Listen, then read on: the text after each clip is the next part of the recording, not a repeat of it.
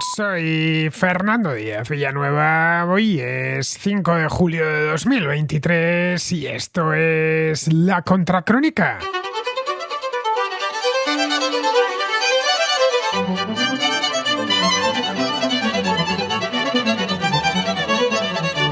Los principales bancos centrales llevan entre año y medio subiendo los tipos de interés para contener la inflación. El Banco Central Europeo los ha llevado del 0 al 4%, la Reserva Federal de Estados Unidos del 0 al 5% y el Banco de Inglaterra del 0,25 al 5%. Pero la inflación se mantiene todavía demasiado alta, tanto en Europa como en América. El crecimiento económico tampoco se ha detenido. El PIB, tanto de Estados Unidos como de las principales economías europeas, creció en 2022 a pesar de que el entorno internacional era muy hostil.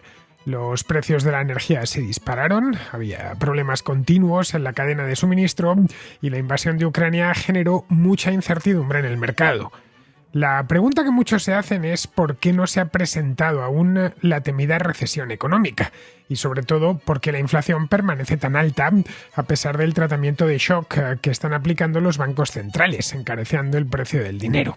Una parte de la explicación radica en los extraños efectos de la pandemia, sumado al tiempo que transcurre entre que el Banco Central sube los tipos de interés y eso impacta de forma visible en la actividad económica. El mercado laboral está, además, sometido a mucha presión. En algunos mercados hay más demanda que oferta de trabajadores y eso ha empujado hacia arriba el consumo. La historia que cuenta el desempeño de la economía estadounidense es ilustrativa al respecto. Hace solo un año se advertía de que el país tenía posibilidades ciertas de entrar en recesión a principios de 2023. Pero no ha sido así. Las empresas siguen contratando personal, los consumidores mantienen sus niveles de gasto, el mercado de valores se ha ido recuperando y el sector inmobiliario se ha estabilizado. Los estadounidenses siguen gastando, especialmente en servicios de los que tuvieron que prescindir durante la pandemia. Servicios tales como viajes, restauración y espectáculos. Esto ha generado nuevas oportunidades de inversión y nuevas oportunidades de empleo en estos sectores.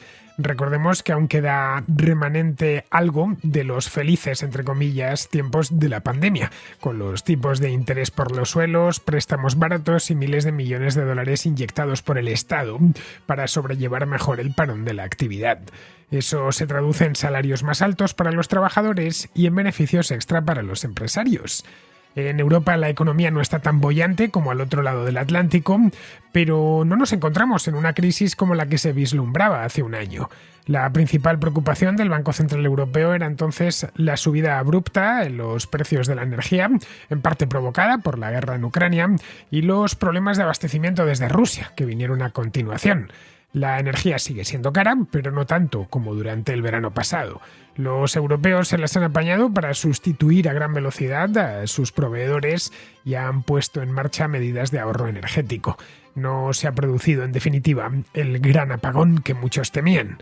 Pero estos efectos de cola de la pandemia y todas sus disfunciones económicas no van a durar eternamente, menos aún en un entorno de tipos de interés altos que seguirán subiendo, una deuda pública muy elevada e inflación que no termina de contenerse. Lo que no se sabe es cuándo sucederá. Entre tanto, la economía sigue creciendo a pesar de todo.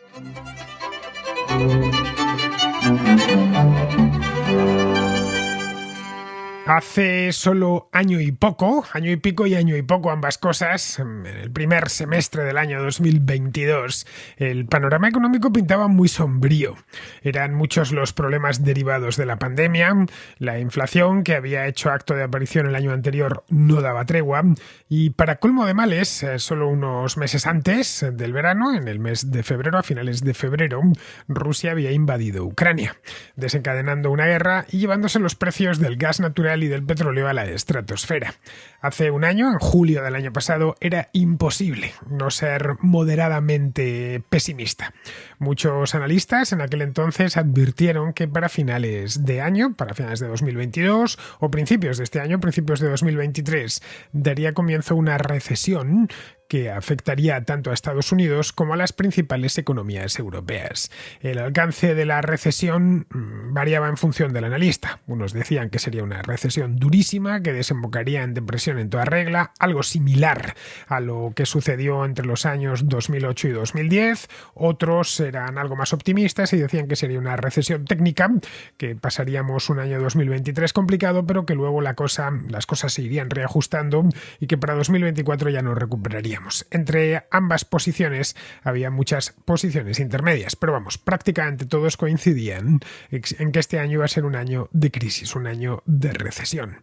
Comenzarían a cerrar las empresas y eso provocaría despidos inmediatamente, se incrementaría el desempleo y volveríamos a encontrarnos en una situación muy parecida a la de 2009, con el Estado teniendo que gastar de nuevo más dinero del que ya ha gastado, que ha sido muchísimo en los últimos años, y con problemas para colocar a toda la mano de obra. Pero no ha sucedido eso al menos hasta ahora. Esto ha llevado a los mismos analistas que hace solo unos meses vaticinaban una recesión inminente a replantearse desde cero el problema. La realidad, a fin de cuentas, te obliga a rehacer tus previsiones cuando las has hecho.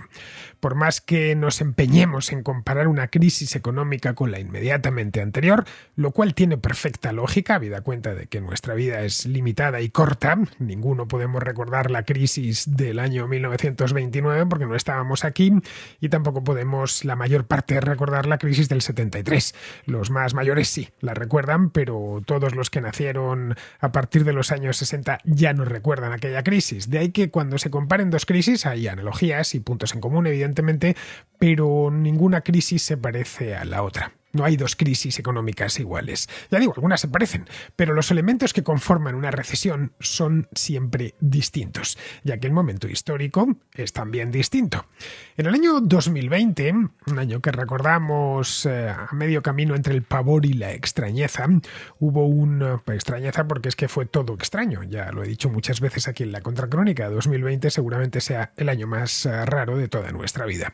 Y en ese año hubo una recesión económica, a pesar de que estábamos en casa y parecía que no pasaba nada más allá de la emergencia sanitaria, nada desde el punto de vista económico, quiero decir, pero hubo una recesión económica como consecuencia de la pandemia de COVID. Durante unos meses, en el primer semestre del año, el mundo paró casi por completo. Se detuvieron muchas fábricas, otras se mantuvieron al ralentí, el tráfico aéreo se quedó en mínimos y sectores enteros cesaron su actividad. Se mantuvo el tráfico marítimo, por supuesto, se mantuvieron las fábricas funcionando, todo lo que fue la industria alimentaria también. Nadie murió de hambre durante la pandemia, pero la actividad económica tuvo una bajada considerable, que si miramos ahora las gráficas da igual el indicador que miremos. El año 2020 lo distinguimos a la perfección. Es como cuando los arqueólogos están haciendo una excavación y en uno de los estratos encuentran una capa negra de ceniza. Saben que ahí hubo un incendio. Bien, no saben, tienen que datarlo, pero saben que en ese momento hubo un incendio pavoroso que se llevó la aldea o la ciudad en cuestión, se la llevó por delante durante ese episodio. Pues nos pasa algo parecido cuando miramos las gráficas. Ya digo, la que sea, no importa. Todas tienen el punto del año 2020 que baja o que sube en función de lo que se trate el indicador, pero además es muy acusado. La de tráfico aéreo, por ejemplo, pues es una de las más llamativas de todo. Esto lo podemos ver en la cantidad de operaciones en los aeropuertos. Si echamos un vistazo, qué sé yo, al tráfico que tuvo el aeropuerto de Atlanta en 2020, pues vemos que tuvo una caída bestial. Lo mismo sucede con el aeropuerto de Madrid-Barajas, el de Roma, el de Buenos Aires o el de Ciudad de México. Todos, tanto en cuanto no se podía salir de casa y tampoco se podía viajar, y quien se aventuraba a viajar sabía que quizá no podía entrar en otro país, pues hizo que las flotas aéreas se mantuviesen en tierra. Conservamos todos en la retina la imagen de los aeropuertos llenos de aviones parados uno al lado del otro ocupando la pista. Bien, esta quizás sea, la de la industria aérea, sea probablemente la metáfora mejor de lo que fue aquel año. Pero aquella no fue una recesión al uso. Fue de hecho la recesión más extraña de la que se tiene noticia. Entre 2020 y 2021 precisamente para evitar que la cosa fuese a mayores y empezase gente a morirse de hambre, los gobiernos inyectaron miles de millones de dólares en la economía. Los gobiernos de todo el mundo, en función evidentemente de su capacidad. Los gobiernos europeos o el de Estados Unidos pues inyectaron mucho más dinero que los gobiernos de países en desarrollo, que pudieron inyectar algo menos, pero todos se vieron obligados a echar una mano. En su mayor parte este gasto se hizo con dinero nuevo. Y esta inyección fue dirigida, cada país fue distinto, pero fue dirigida tanto a hogares como a empresas.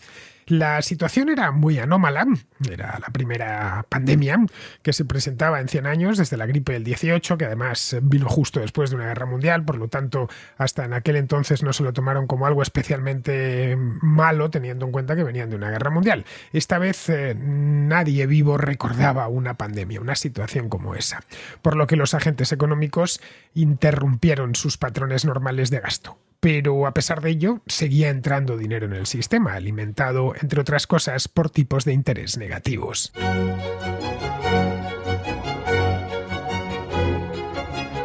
Al terminar aquello, las familias y las empresas se encontraron con mucho dinero en el bolsillo. Tenían el que no habían gastado porque habían estado metidas en casa o con la movilidad muy restringida.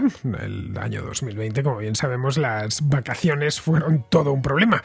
En muchos lugares no hubo vacaciones propiamente dichas, ya que no se podía viajar muy lejos, había hoteles cerrados, apenas había conexiones aéreas o ferroviarias. Todos recordamos perfectamente lo que fue el verano de 2020 y eso hizo que el dinero que no habían gastado lo mantuviesen en el bolsillo. Bien, es el dinero propio más el que había puesto el Estado mediante todo tipo de subsidios y de cheques. Esto último fue especialmente en Estados Unidos. Se encontró en el año 2021 mucha gente con más dinero del que tenía habitualmente.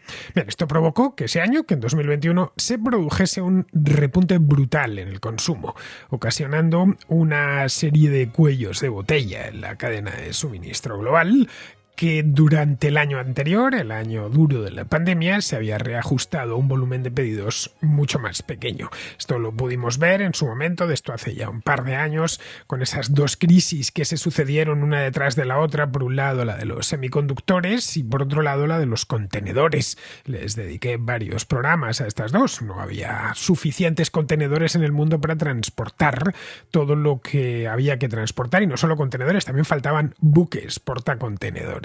Tenemos una crisis vecina, era la de los semiconductores, que como os decía, en aquel momento pues casi cualquier producto industrial moderno incorpora de una manera u otra semiconductores, pero sobre todo algunos productos muy demandados como los automóviles, que hace 20 años no llevaban, o 25 años no llevaban apenas ninguno, hoy están cuajados por todas partes de semiconductores. Estos dos cuellos de botella crearon, y hubo unos cuantos más. Estoy recordando el del problema de los camioneros también en el año 2021, en algunos países paralizó el comercio, como fue el caso del Reino Unido, donde no había suficientes conductores de camión, pero había escasez también de camioneros en el resto de Europa. Pero vamos, a pesar de ello, el consumo era sólido, así que las empresas recuperaron a todo el personal del que habían prescindido durante los meses duros de la pandemia y además de eso, como el consumo seguía subiendo, contrataron a muchos más. Desde 2021, en una palabra, desde hace 2 años, a muchas empresas lo que les cuesta no es tanto vender, suele ser la principal dificultad con la que se encuentra cualquier empresa, dar salida a su producción, sino encontrar empleados y, sobre todo, y esto es más importante aún, una vez conseguidos, mantenerlos trabajando dentro de la empresa. Ya sabemos el problema que uno tiene como empresario después de haber formado a un empleado, especialmente si es un empleo de alta cualificación, que ese empleado se marche y hay que conseguir encontrar a otro que tenga, se presume, la misma cualificación, pero no conoce la empresa por dentro. Veamos, por ejemplo, dos sectores muy sensibles a los tipos de interés, ya que fabrican productos que se suelen, por regla general, gente que lo compra a tocateja en efectivo, pero por regla general se suelen comprar a crédito. Me refiero a la industria del automóvil, es decir, comprar un coche, vamos, en una palabra, o una empresa que necesita comprar una camioneta o una furgoneta, y a la industria de la construcción, concretamente la construcción de viviendas. Casi nadie compra una vivienda a tocateja. Eso sí que sí, prácticamente todo el mundo tiene que pasar por las horcas caudinas de los créditos y de las hipotecas. hipotecas, porque las viviendas son más caras que los vehículos, obviamente. La escasez de semiconductores, de la que os hablaba hace un momento, que es algo relacionado directamente con la pandemia, una de las razones que explicaron esta crisis fue esa misma, que los proveedores de semiconductores, buena parte de los mismos que se encuentran en la isla de Taiwán, habían recibido cancelaciones de pedidos, y cuando se reactivó de golpe la economía ya en 2021 se encontraron con que esos pedidos se los volvían a hacer. Claro, hubo un desajuste completo y eso ocasionó que las fábricas tuvieran que ponerse a trabajar de nuevo, que tuvieran que construirse nuevas líneas de producción, nuevas fábricas, etcétera. Luego ya entraría la política, tanto en la Unión Europea como en Estados Unidos, diciendo que iban a dar tanto y cuanto para construir fábricas de semiconductores. Ya sabéis los planes que hicieron Biden en Estados Unidos y la Comisión Europea en Europa, ¿no? Que iban a convertir a sus respectivos países en autosuficientes o casi en autosuficientes respecto a este tema. Bien, ahora ya no hay escasez y ya vemos cómo la cosa, el volumen político sobre estos temas ha bajado bastante. Bien, esta escasez de semiconductores restringió la oferta de vehículos. Recordémoslo. Esto obligó a los compradores o a esperar mucho tiempo para recibir su automóvil o a pagar precio más alto, un precio más alto por los que había disponible. Los precios suben siempre que hay muchos más demandantes que ofertantes. Conforme se fueron deshaciendo los cuellos de botella, cosa que sucedió ya a partir de finales de 2021 y ya en 2022, las compras crecieron aún más. Algo parecido ha sucedido con el mercado de la vivienda. En mercados como el estadounidense, el sector de la construcción no solo se ha recuperado, que se ha recuperado, sino que no hace más que contratar nuevos empleados. Esto nos da una idea de que si se están construyendo casas nuevas, es que estos constructores y estos promotores tienen más o menos claro que las venderán en el futuro.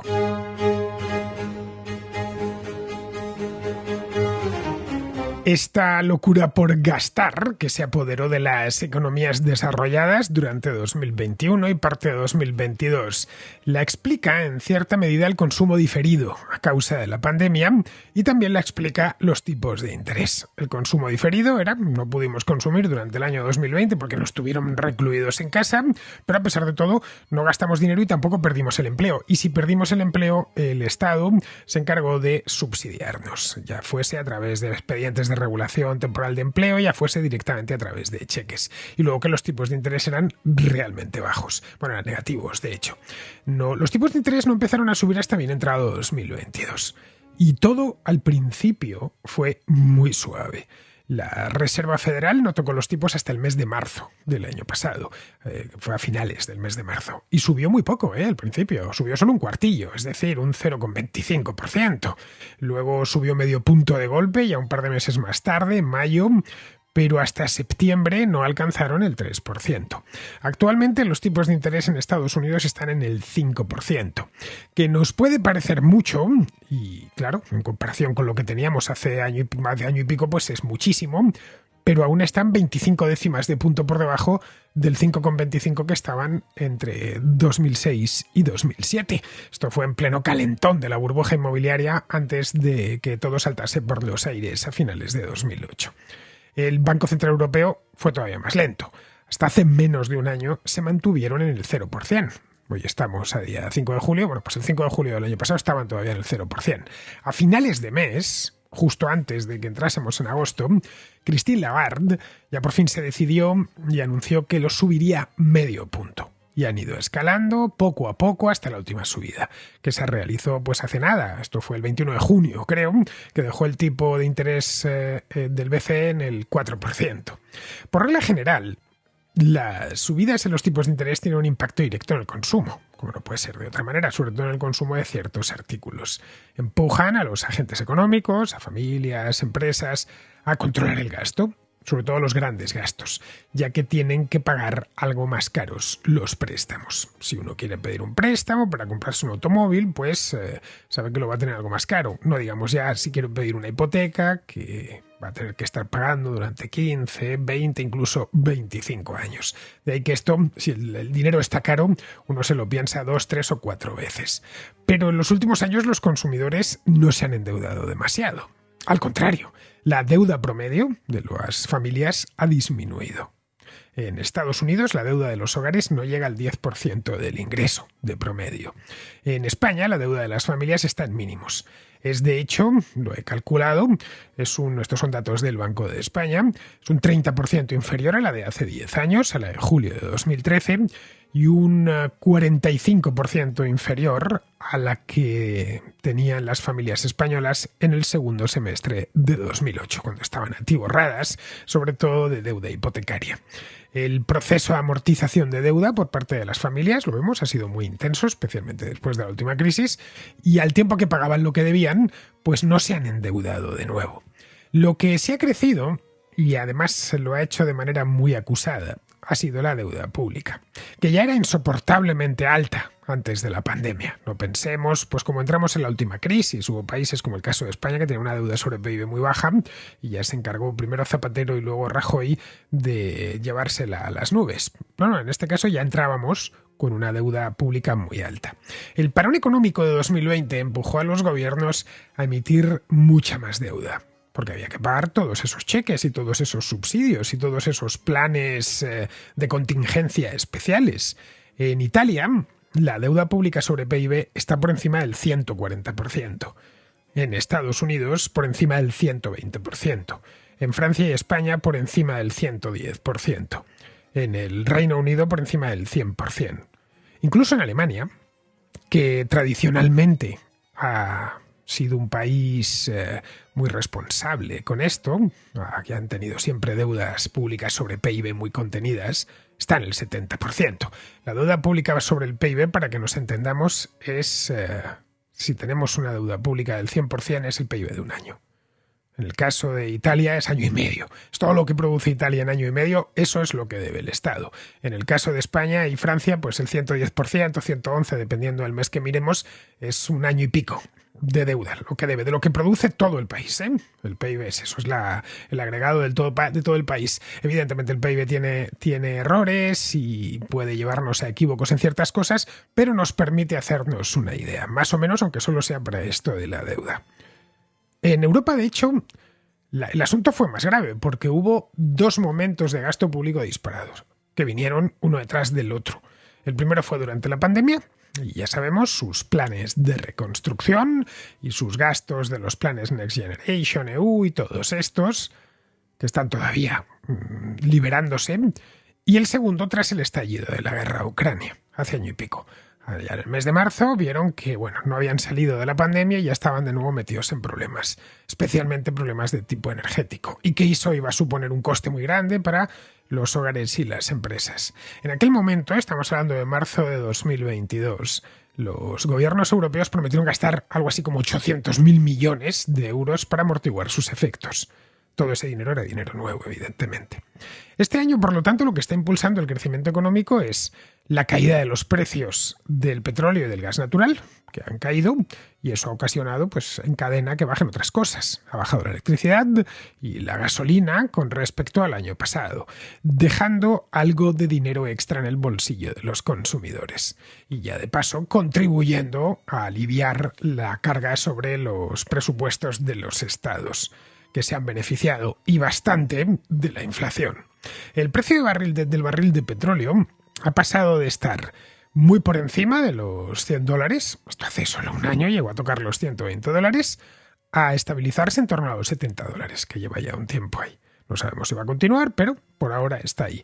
Hace un año se nos hablaba de que el barril de petróleo podría llegar a los $200, $250, poniendo en jaque a prácticamente todo el mundo, menos a los países productores, que evidentemente se beneficiarían de ello, poniendo en jaque a todo el mundo, porque si el barril se fuese hipotéticamente a los 250, a los $300, evidentemente los países del primer mundo lo comprarían, seguirían importando petróleo porque lo necesitan para seguir funcionando, pero importarían una cantidad sensiblemente menor. Si tuviésemos que pagar 5 euros por litro de gasolina, pues la gente seguiría llenando el depósito, pero evidentemente no todas las semanas, igual lo llenaba una vez al mes. Eso supondría importar menos petróleo pero pagar mucho más por él, y eso lo notaría evidentemente la economía. Junto a eso, China reanudó su actividad, eliminando todas las restricciones pandémicas el año pasado. La entrada de China en juego pues ha animado, como era de esperar, todavía más la economía mundial. Bien, ¿significa todo esto que ya podemos despreocuparnos y mirar adelante con optimismo? Pues no necesariamente. No sabemos por dónde irán las cosas. Pero ¿para qué engañarnos? El panorama no pinta del todo bien y toda precaución es poca. En resumidas cuentas, que no se puede consumir más riqueza de la que se crea, a no ser que lo hagamos con cargo al futuro, claro está, es decir, sobre deuda. La misma deuda, la deuda pública, es altísima, es propia de una posguerra, y eso supondrá impuestos en el futuro, bueno, los está suponiendo ya en el presente. Respecto a los tipos de interés, a ver, estos no funcionan de forma mecánica. No es como se dice en España la purga de Benito, ni mucho menos. Hace falta algo más de tiempo para que las subidas de tipo se propaguen por todo el tejido económico. Recordemos además que las subidas han sido muy tímidas y siguen estando, en la mayor parte de los casos, por debajo de la tasa de inflación. Fueron subidas tardías y al principio muy suaves. El Banco de Inglaterra elevó por primera vez los tipos, fue el primero, de los tipos de interés desde casi cero en diciembre de 2021. La Reserva Federal y el Banco Central Europeo no lo hicieron hasta marzo de 2022 y julio de 2022, respectivamente. Y siempre, por supuesto, con mucha cautela. Para algunos analistas, las subidas de tipos durante los primeros meses no sirvieron de nada. Simplemente fueron un aviso de que se iba a encarecer el dinero y ya. No ha sido hasta este año cuando, ya por encima del 3%, puede hablarse de frenazo efectivo en el crédito. En muy poco tiempo, apenas 8 o 9 meses, en los que podemos decir, no es demasiado, en los que podemos decir que la política monetaria está influyendo sobre el mercado de dinero. Algunos bancos centrales luego no han hecho lo suficiente para enfriar la demanda. Eso a la vista está. El Banco Central Europeo, por ejemplo, puso los tipos en el 4% hace solo unas semanas, pero sigue siendo un tipo negativo si ajustamos la inflación, que en junio fue del 5,5% en la eurozona. Esa es la razón por la que muchos economistas todavía creen que se producirá una recesión en los próximos 6 o 12 meses. Pero no lo olvidemos, son economistas, es decir, algo parecido a los futurólogos. De aquí en adelante sucederán cosas que a ellos se les escapan, que aún no han sucedido, vamos. Recordemos que hace solo 2 años estábamos en plena orgía de gasto pospandémico, y hace 1 andaba todo el mundo muerto de miedo por la guerra de Ucrania, mientras la inflación subía vertiginosamente. De modo que todo lo que podemos asegurar es que no podemos asegurar nada, es decir, que no tenemos ni idea de lo que va a pasar. Pero hay cosas que nunca fallan, como no gastar más de lo que se produce y, si se recurre a la deuda, hacerlo prudentemente. En eso quien más tiene que aprender la lección es el Estado y no tanto las empresas y las familias, que a fin de cuentas se juegan su propio dinero.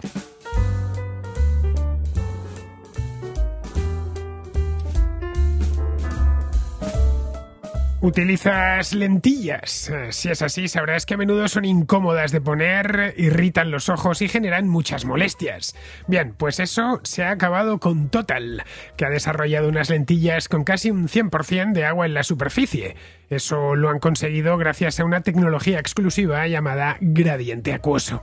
De este modo, cuando te pongas las lentillas, lo único que tendrás en contacto con tus ojos será un agradable colchón de hidratación.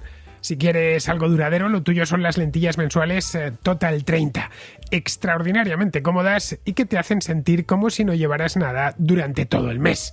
Otra posibilidad también muy atractiva son las Dailies Total One, lentes de contacto de uso diario que ofrecen una transición gradual del 33% de agua en el núcleo a aproximadamente el 100% en la superficie externa. No es extraño que cada día más gente se pase a Total para dejar de sufrir con sus lentillas. Descubre mucho más en www.experienciatotal.es.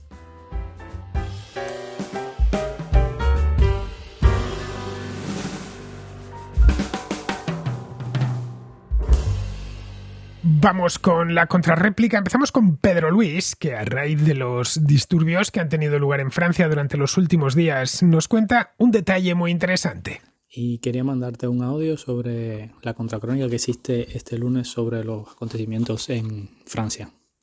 Es algo bastante interesante. Aquí se ha formado como un pequeño escandalillo en el país donde yo resido, porque se han hecho diferentes esfuerzos para recaudar fondos, tanto para la familia de la víctima, el muchacho de 17 años, como también para el agente de policía que tuvo la mala fortuna, de de haber cometido el homicidio, que está creo que siendo procesado en estos momentos.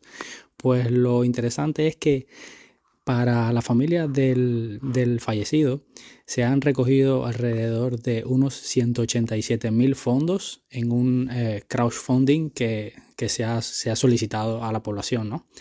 Pero para el agente de policía que está en estos momentos arrestado y para su familia se han recogido alrededor de 1 millón de euros. Se dice que más de 45.000 personas han aportado al crowdfunding para la familia de la gente. Es interesante. Y bueno, ya como siempre, tanto los dos bandos en la oposición y bueno, en resumen, han utilizado este caso para su beneficio. El portavoz o ex portavoz del candidato presidencial Eric Seymour se ha manifestado en Twitter y ha hablado sobre, bueno, que es un agente y que ha hecho, que se le debe proteger, que los sindicatos policiales están muy felices porque, bueno, él es un agente que había cumplido con su deber, por desgracia, y que había sucedido la desgracia, ¿no? Y bueno, por el otro lado, creo que el opositor, no recuerdo el nombre, pero uno de los portavoces de la oposición socialista estaba hablando de este crowdfunding a la gente de policía, que es un escándalo y que debía ser retirado, que es imposible que esto pueda llegar a ser válido. Y bueno, que es algo grosero. Y bueno, ya ves cómo todos los bandos lo utilizan en su beneficio, como bien tú dijiste. Es curioso cómo puede ser que, bueno, parece que a los franceses como que, no sé, apoyan un poco más al bando de la policía en este caso. Realmente no tengo una opinión al respecto, la gente se ha sobrepasado en mi modesta opinión. Quisiera oír tu opinión acerca de estos crowdfunding y cómo los partidos políticos están usando este desafortunado incidente. Muchas gracias por tu programa, te apoyo y soy mecenas tanto de la Contracrónica como de la Contrahistoria. Leí, Pedro Luis, ayer algo sobre este tema en el periódico, lo llevaba El Mundo en España. Al parecer el bote que abrieron en beneficio de la madre de Nael ha recaudado hasta la fecha unos 200.000 euros, mientras que el que abrieron para sostener la defensa jurídica del agente de policía cerca de 1 millón de euros, es decir, 4 veces más. Esto, como bien cuentas, ha ocasionado una polémica muy agria en Francia. El tema, de cualquier manera, se está empleando políticamente desde el minuto 1. La extrema derecha critica a Nael y dice que la gente hizo bien disparando, mientras que la extrema izquierda critica al policía. Pues a ver, ni lo uno ni lo otro. Nael era un pequeño delincuente, pero un delincuente a fin de cuentas, y no tenía nada de ejemplar. En su descargo podríamos decir que tenía solo 17 años, que era un adolescente insensato que desconocía las consecuencias de sus actos. El policía tiene 20 años más, 37 concretamente, y si bien hasta ese momento su hoja de servicio era impecable, ese día cometió un error fatal que costó una vida. El disparo a bocajarro que realizó no estaba justificado. El joven no intentó atropellarle, simplemente desobedeció las órdenes de apagar el contacto, algo que sin duda se merece un arresto, pero no un tiro en el pecho, vamos, fue una actuación desproporcionada. Quizá por eso mismo, porque quedó grabado en vídeo y todos hemos tenido ocasión de ver lo que sucedió, se han empezado a inventar cosas sobre el joven.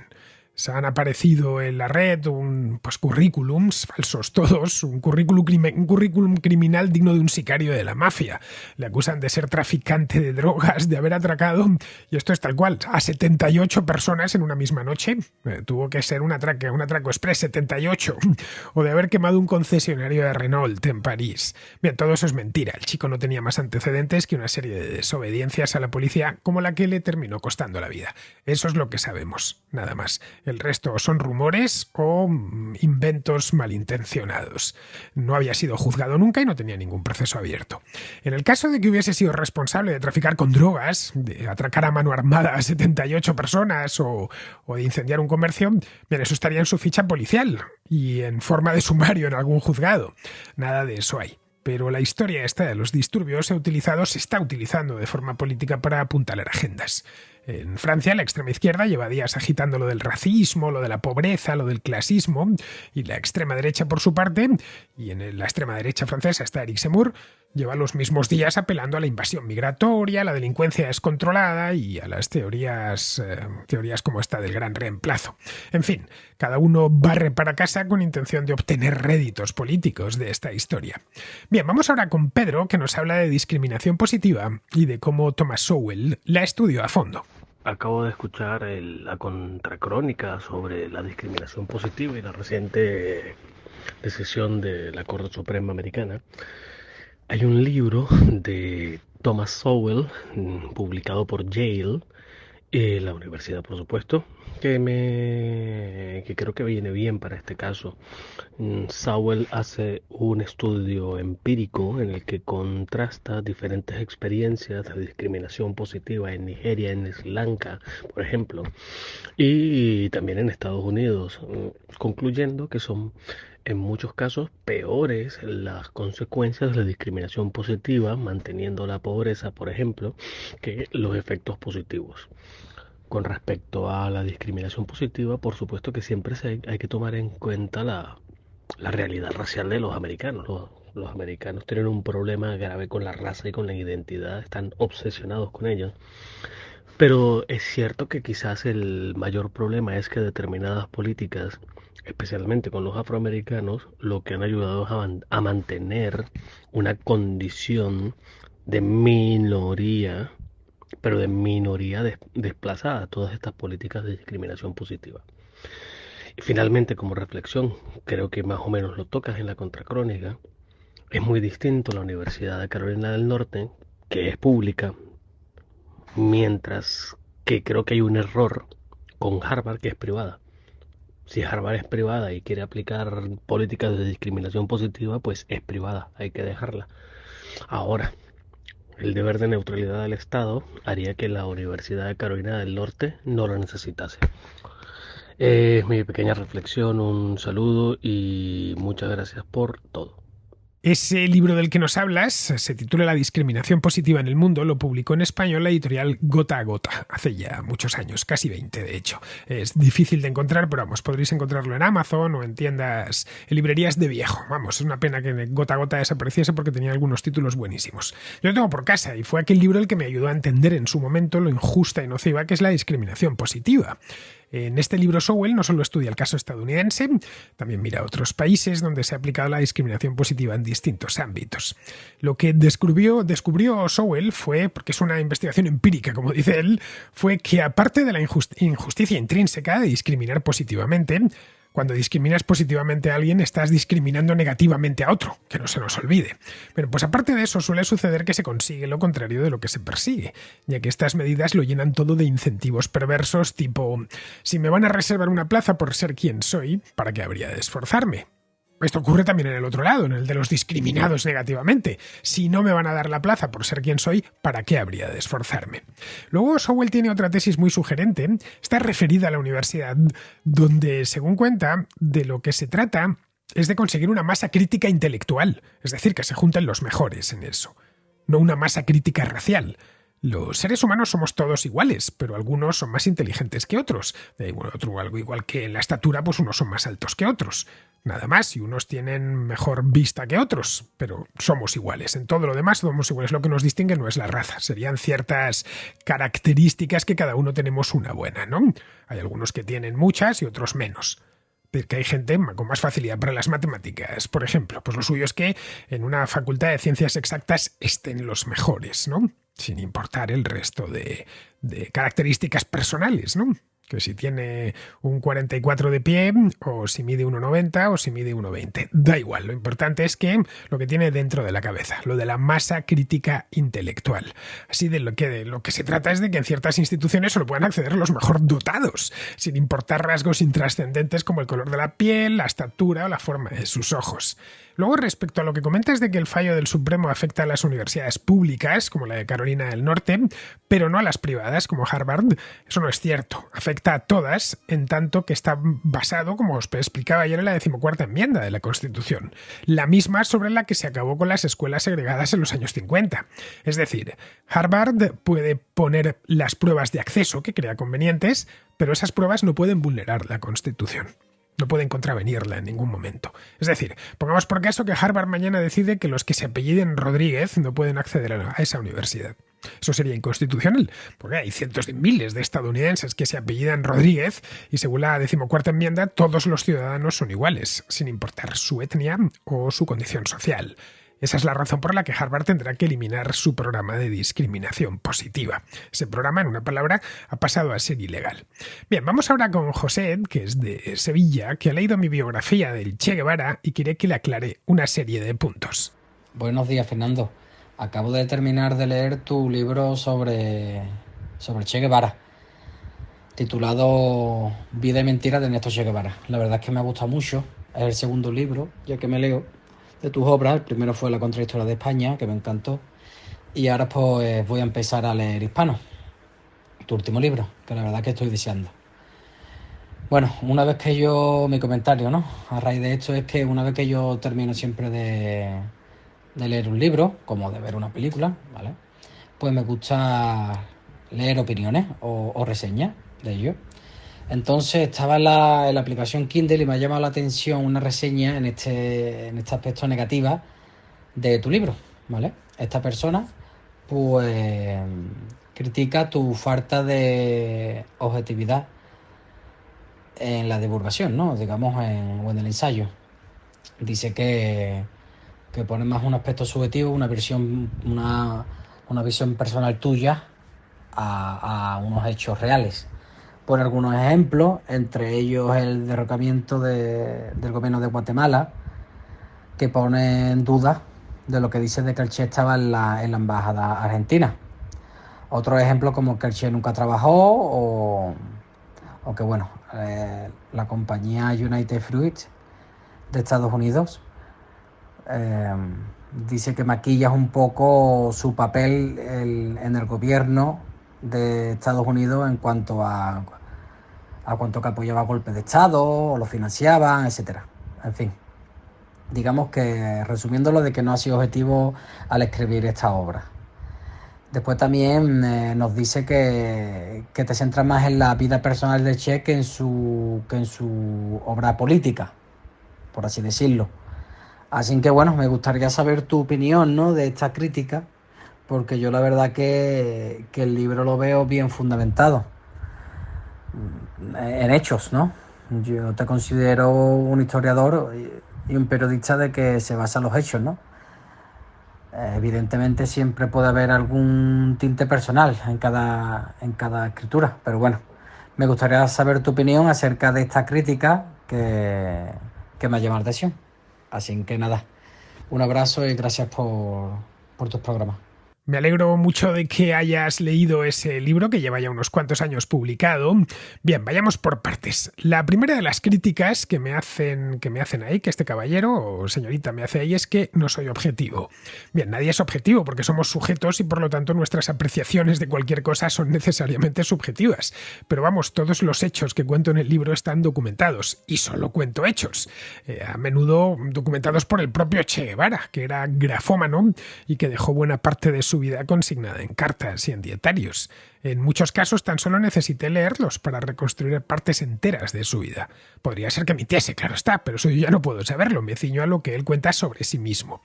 Ese es el caso de cuando abandonó la pensión en la que vivía en la zona 1 de la ciudad de Guatemala y se refugió en la embajada argentina en la ciudad. Bueno, eso cuando podía pagarla, que no siempre, durmió de prestado a menudo en casas de amigos y conocidos. Bien, eso lo cuenta él en una carta a su familia. Cuenta también que se lo pasó bomba, como un mono, dice literalmente, durante el golpe de estado de Castillo Armas contra Jacobo Arbenz, mientras veía estallar las bombas desde las ventanas de la embajada. Así que este caballero debería leer las cartas del Che antes de ponerse a criticar a quienes sí lo hemos hecho. Respecto a si el Che trabajó, a ver, antes de meterse a revolucionario, que es un trabajo en sí mismo, aunque algo peculiar, nunca tuvo un trabajo propiamente dicho. Piensa que él llega muy joven a México y ahí ya embarca a Cuba. Tuvo empleillos breves en su recorrido por América. En la propia Guatemala estuvo vendiendo cuadros por la calle para pagarse la pensión y también descargando sacos en Puerto Barrios. Pero no le gustaba demasiado trabajar, eso sí. Algo parecido le sucedió en México y luego ya se embarcó hacia Cuba, en el Granma, con Castro y sus muchachos. En su Argentina natal nunca trabajó porque no tuvo la necesidad de hacerlo, ya que pertenecía a una buena familia. Hizo algunas prácticas de estudiante de medicina y poco más. El resto del tiempo lo pasó haciendo cosas propias de su clase social en el Buenos Aires de los años 40, que era una de las ciudades más ricas del mundo, ya sabes, cosas como la náutica o jugar al rugby. Todo esto lo cuento en el libro. Todo está documentado, ¿eh? En cuanto a lo de United Fruit, el papel que jugó en el golpe fue esencialmente cabildear en Washington, porque temían que Arbenz les fuese a expropiar. Del resto ya se encargó la CIA, mediante una operación cuyo objetivo era organizar y financiar un golpe contra Arbenz. La CIA la dirigía entonces Allen Dulles, que era hermano de John Foster Dulles, secretario de Estado de Eisenhower. Fue la CIA quien financió a Castillo Armas, que se encontraba en Honduras. Castillo tomó la capital y derrocó a Arbenz. Todo eso lo cuento, pero no me detengo en más detalles porque se trata de una biografía de Ernesto Che Guevara, no de una historia del golpe contra Arbenz. A United Fruit, por lo demás, podían no hacerle caso. En otras ocasiones, los ejecutivos de United Fruit se quejaban, y pasaban de ellos. Esta vez la cosa les funcionó. Por último, dice este crítico que me centro en la vida personal del Che, más en la vida personal que en su obra política. Bueno, es que se trata de una biografía, es decir, de quién fue esa persona y qué hizo desde su nacimiento hasta su muerte, no de un análisis sobre las teorías guevaristas sobre la guerrilla, que es esa toda su obra política. Por descontado que hablo de eso, naturalmente, pero es que hay mucho más. Hay mucho más en su vida que en su obra política. La obra política es muy breve. El Che Guevara solo escribió un libro, que se titula así, La guerra de guerrillas. Es brevísimo, tiene unas 100 páginas, se lee de una sentada. Aparte de eso, tenemos sus diarios en Bolivia y sus pasajes de la guerra revolucionaria, pero en ambos casos se trata de los pasajes de la guerra revolucionaria son los del Congo. Pero en ambos casos se trata de diarios. Así que no hay más obra política que las 100 páginas de la guerra de guerrillas. Si me hubiese centrado solo en eso, pues habría acabado muy rápido. Bueno, espero que te haya servido esto que te cuento. Si lo que dice este hombre es todo lo que se puede criticar de mi Che Guevara, la verdad es que me alegro de haberlo escrito, porque no es mucho. Bien, vamos a terminar. Vamos con Pizarro, que nos habla de la discriminación positiva. En los Estados Unidos se ha terminado con eso de no poder acceder a un centro científico educativo de alto nivel teniendo la preparación necesaria requerida por no tener el color de piel adecuado. En los 60 era para mucha gente escandaloso que así fuese, y en estos 20 es para mucha gente escandaloso que deje de ser así. Un cordial saludo de Pizarro. Y hasta aquí, queridos amigos, llega la contra de hoy, 5 de julio, mañana 6 y estaré de vuelta. Hasta mañana.